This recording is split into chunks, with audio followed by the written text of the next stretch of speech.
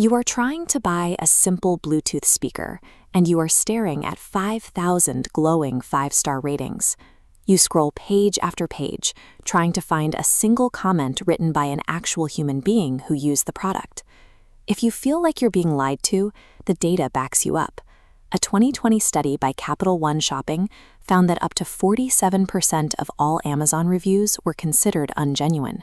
That is nearly half of the platform's user-generated feedback originating from a massive, coordinated black market. For a few years, tech-savvy consumers fought back.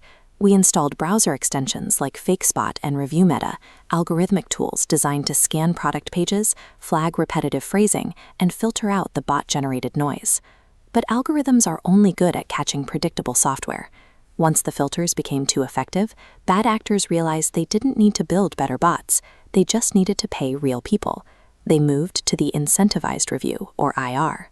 An IR is a direct transaction where a company gives a consumer a free product, a steep discount, or outright cash in exchange for a write-up. These reviews easily bypass algorithmic detectors because they are entirely authentic. They are written by real humans with varied vocabularies, using aged accounts with verified purchase histories. The text isn't fake, the motivation is. Because humans were now writing the reviews, a software engineering problem mutated into a consumer protection crisis. The platform filters were blind, which meant the government had to step in. In the United States, the Federal Trade Commission is the agency charged with discouraging deceptive business practices. Their official regulatory fix for the incentivized review was simple: mandatory disclosure. The FTC's logic relies on consumer awareness. If reviewers are legally forced to conspicuously disclose their compensation, shoppers will see the financial relationship, recognize the inherent bias, and naturally discount the review's value. This policy created the disclosed incentivized review, or DIR. You see these all the time on e-commerce sites.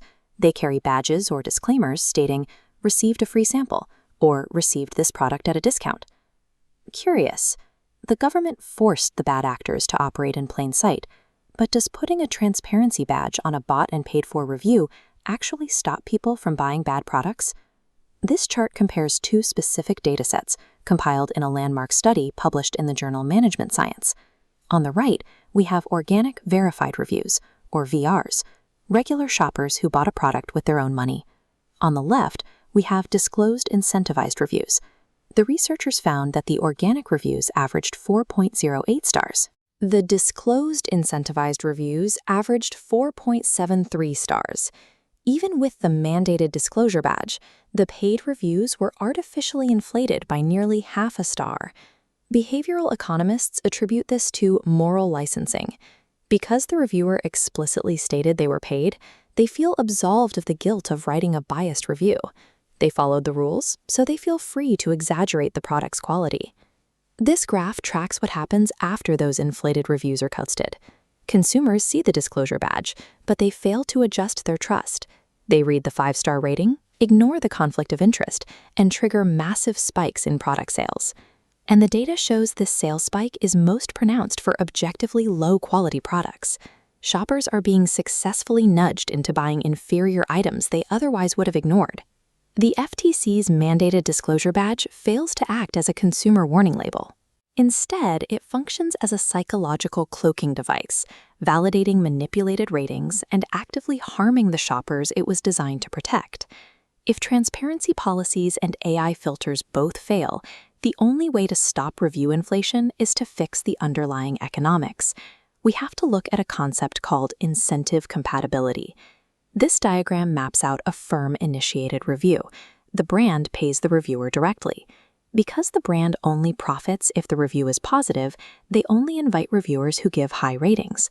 The reviewer wants more free products, so they write glowing feedback. Extreme bias is economically guaranteed.